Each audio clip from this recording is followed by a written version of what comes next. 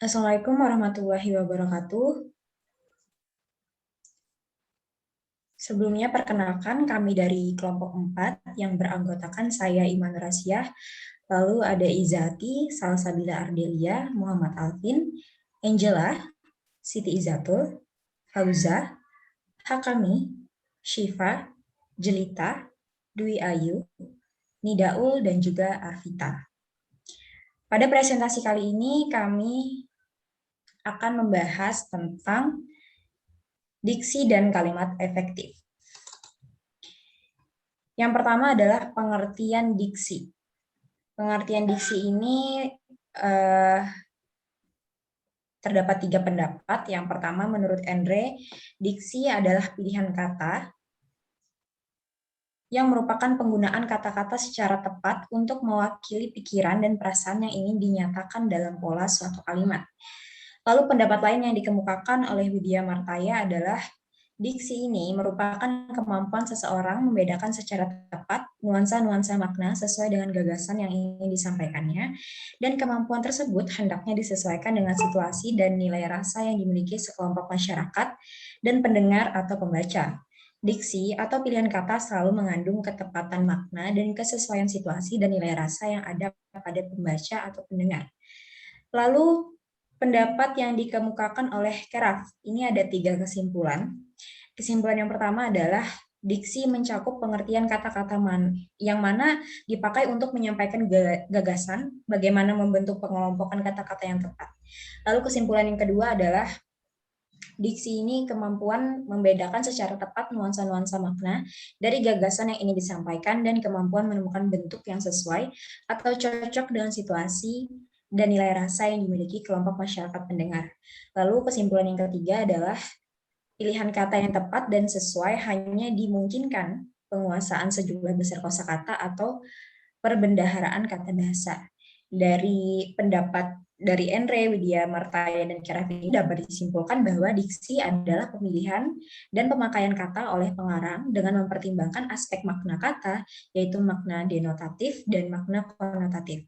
Sebab sebuah kata dapat menimbulkan berbagai pengertian.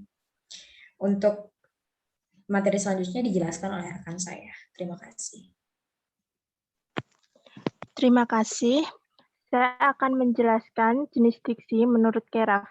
Yang pertama yaitu denotasi.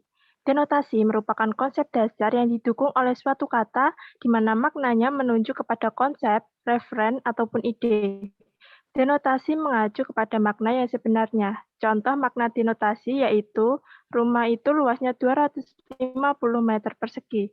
Ada 1.000 orang yang menghadiri pertemuan itu. Yang kedua yaitu konotasi. Konotasi merupakan suatu jenis makna kata yang mengandung arti tambahan, imajinasi, atau nilai rasa tertentu. Konotasi mengacu kepada makna kias atau makna bukan sebenarnya. Contoh makna konotasi yaitu rumah itu luas sekali.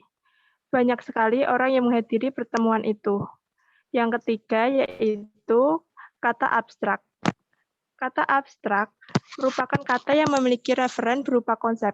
Kata-kata abstrak sering dipakai untuk menjelaskan pikiran yang bersifat teknis dan juga khusus. Kata-kata abstrak merujuk pada kualitas seperti panas, dingin, baik, buruk. Kemudian pertalian seperti kuantitas, jumlah, dan tingkatan. Kemudian mengacu kepada pemikiran seperti kecurigaan, penetapan, dan kepercayaan. Materi selanjutnya akan dijelaskan oleh rekan saya. Terima kasih. Ya, untuk yang selanjutnya ada kata konkret. Kata konkret adalah kata yang menunjuk pada sesuatu yang dapat dilihat atau diindra secara langsung oleh satu atau lebih dari panca indera.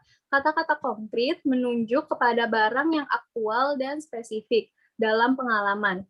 Kata konkret digunakan untuk menyajikan gambaran yang hidup dalam pikiran pembaca melebihi kata-kata yang lain. Contoh kata konkret yaitu meja, kursi, rumah, mobil, dan sebagainya. Lalu selanjutnya ada kata umum. Kata umum adalah kata yang mempunyai cakupan ruang lingkup yang luas. Kata-kata umum menunjuk kepada banyak hal, kepada himpunan, dan kepada keseluruhan.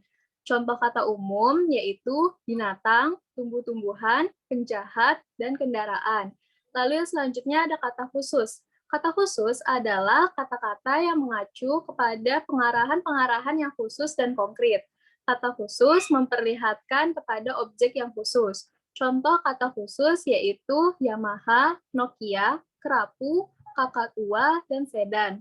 Lalu selanjutnya ada kata ilmiah. Kata ilmiah adalah kata yang dipakai oleh kaum terpelajar, terutama dalam tulisan-tulisan ilmiah. Contoh kata ilmiah yaitu analogi, formasi, konservatif, fragmen, dan kontemporer. Untuk yang selanjutnya akan dijelaskan oleh rekan saya. Selanjutnya, contoh jenis diksi menurut Keraf, yaitu ada kata populer. Kata populer adalah kata-kata yang mudah dipahami oleh semua orang, tanpa harus ditelaah lagi arti atau maknanya. Contoh kata populer adalah bukti, rasa kecewa, maju, gelandangan.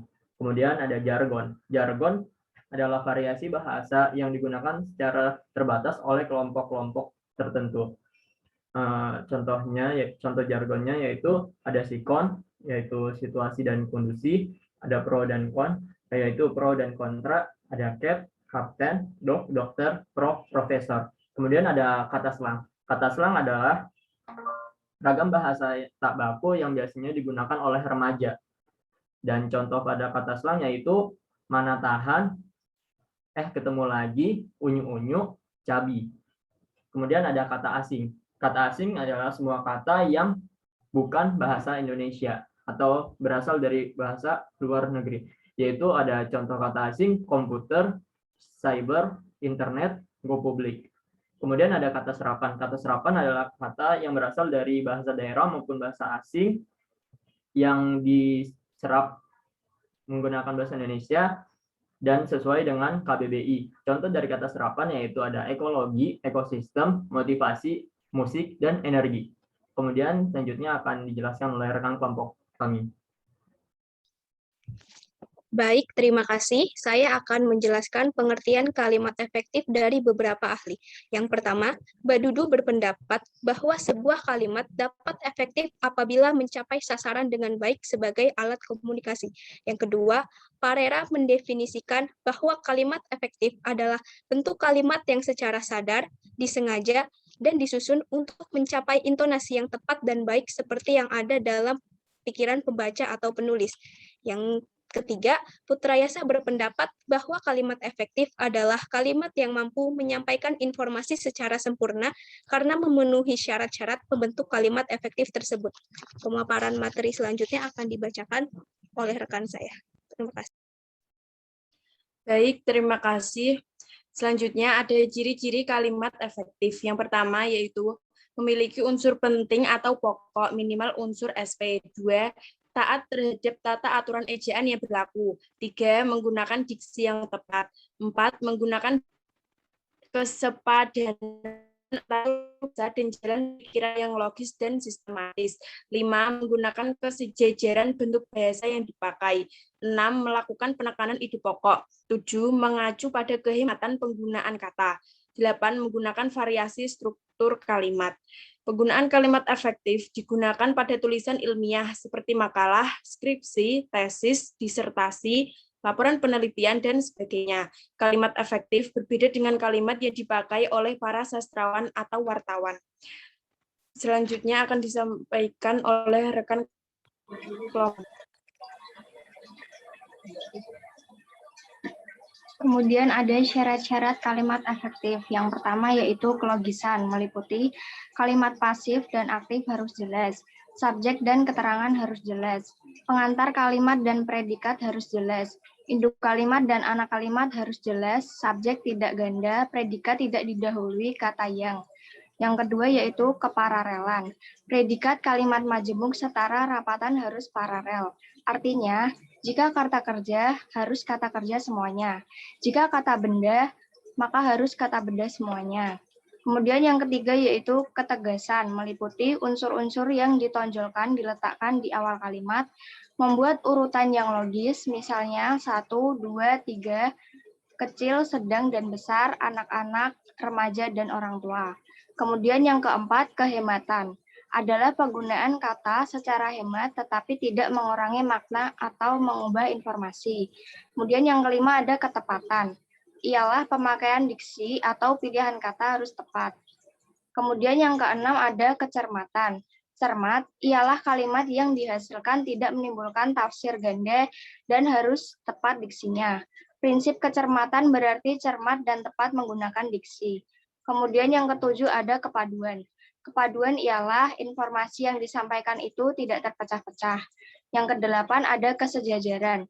Adalah penggunaan bentuk-bentuk yang sama pada kata yang paralel. Agar kalimat terlihat rapi dan bermakna sama, kesejajaran dalam kalimat diperlukan. Yang terakhir ada keharmonisan. Keharmonisan kalimat artinya setiap kalimat yang kita buat harus harmonis antara pola pikir dan struktur bahasa, meliputi subjek, predikat, objek, dan pelengkap, kemudian keterangan. Materi selanjutnya akan dilanjutkan oleh rekan kami. Terima kasih, saya akan melanjutkan materi tentang penerapan kalimat efektif. Yang pertama ada kalimat efektif dan penerapan EYD. EYD merupakan kaidah yang berisi aturan tata tulis bahasa Indonesia yang harus diikuti dalam penulisan, kecuali ada pertimbangan khusus seperti masalah hukum, nama diri atau pribadi, keilmuan, misalnya Soekarno, dan Universitas Pajajaran. Dan yang berikutnya, yang kedua, ada kalimat efektif dan pilihan kata atau diksi. Diksi adalah pemilihan, dan penempatan kata ketika seseorang sedang berbahasa. Kata-kata yang digunakan dalam tulisan dipilih untuk menyampaikan informasi. Kata bersinonim ialah kata yang bentuknya berbeda, namun maknanya serupa. Dalam membangun kalimat efektif, harus digunakan kata yang tepat.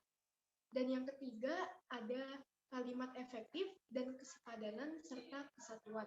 Kalimat yang lengkap dapat terdiri atas unsur-unsur kalimat yang meliputi subjek, predikat, objek, keterangan, dan pelengkap. Kesepadanan ialah hubungan timbal balik antara sumber dan predikat, subjek dan predikat, antara predikat dan objek, serta dengan keterangan atau pelengkap. Kesatuan ialah bahwa setiap kalimat harus mengandung satu ide pokok atau kesatuan pikiran. Contohnya, banyak orang yang pro dan kontra terhadap RUU Sisdiknas. Dan yang keempat, ada kalimat efektif dan kesejajaran bentuk. Yang dimaksud kesejajaran atau paralelisme di dalam penyusunan kalimat efektif ialah penggunaan bentuk-bentuk bahasa yang sama atau konstruksi bahasa yang sama dan dipakai dalam susunan serial. Frasa atau kelompok kata disejajarkan dengan frasa. Demikian juga kata benda, kata kerja, dan kata sifat disejajarkan dengan kata benda, kata kerja, atau kata sifat. Contohnya, penghapusan pangkalan asing dan penarikan kembali tentara imperialis dari bumi Asia Afrika akan mempercepat perwujudan cita-cita segenap bangsa Asia Afrika yang hendak menciptakan masyarakat yang aman, damai, dan makmur. Untuk materi selanjutnya akan dijelaskan oleh rekan saya. Terima kasih.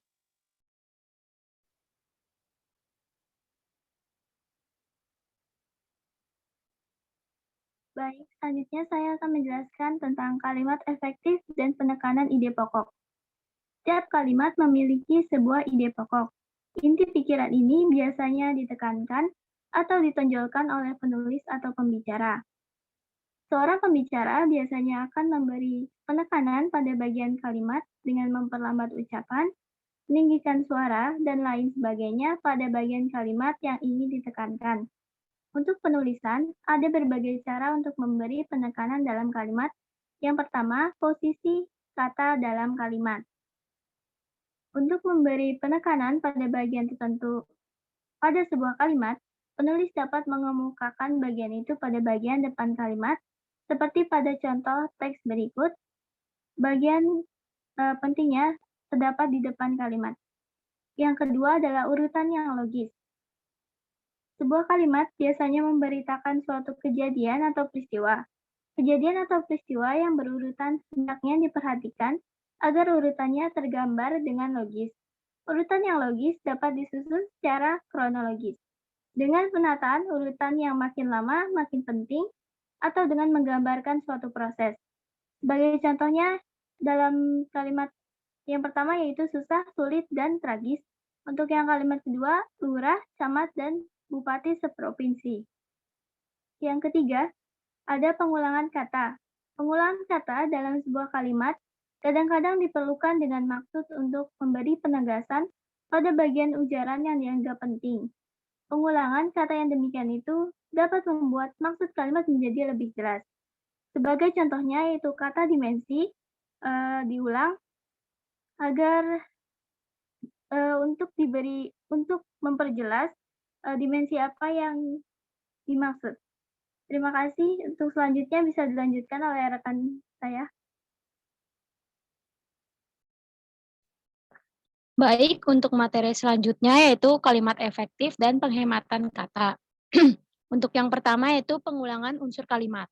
Contoh yang pertama, pemuda itu segera mengubah rencananya setelah dia bertemu dengan pemimpin perusahaan menjadi pemuda itu segera mengubah rencananya setelah bertemu dengan pemimpin perusahaan. Contoh yang kedua yaitu hadirin serentak berdiri begitu mereka mengetahui mempelai memasuki ruangan. Menjadi hadirin serentak berdiri begitu mengetahui mempelai memasuki ruangan.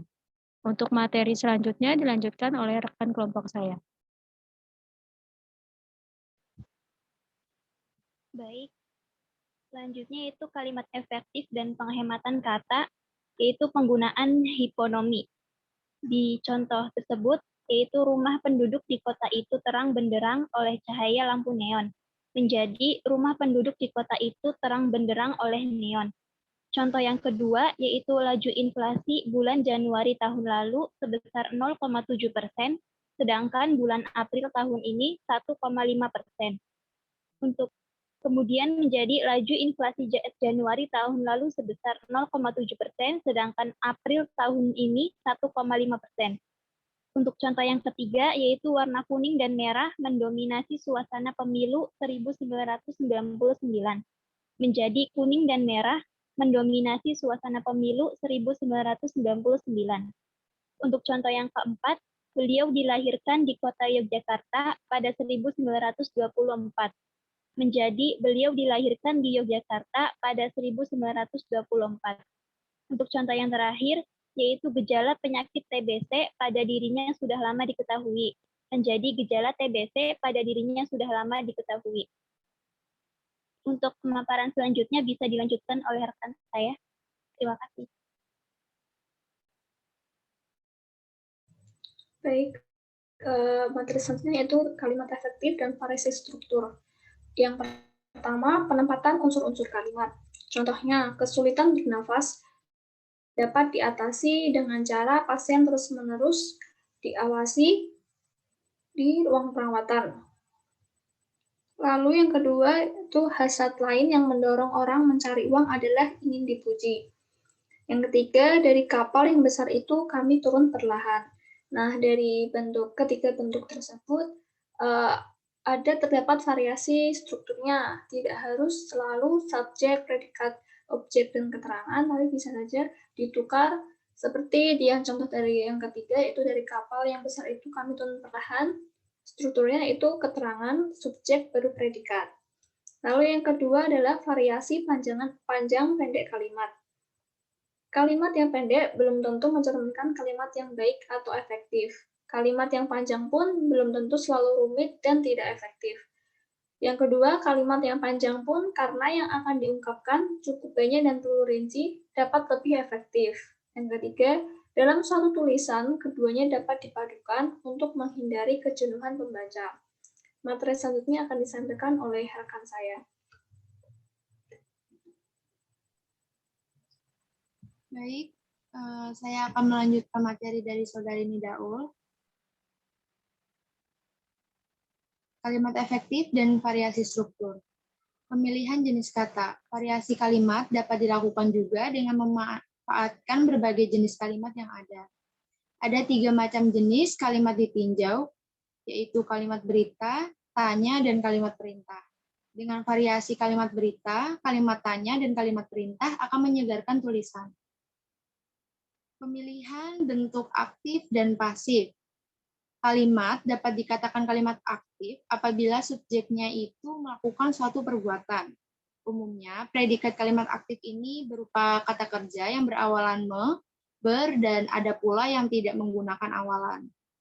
Kalimat dapat dikatakan kalimat pasif apabila subjek kalimat tersebut tidak berperan sebagai pelaku, tetapi sebagai sasaran perbuatan yang dinyatakan oleh predikat.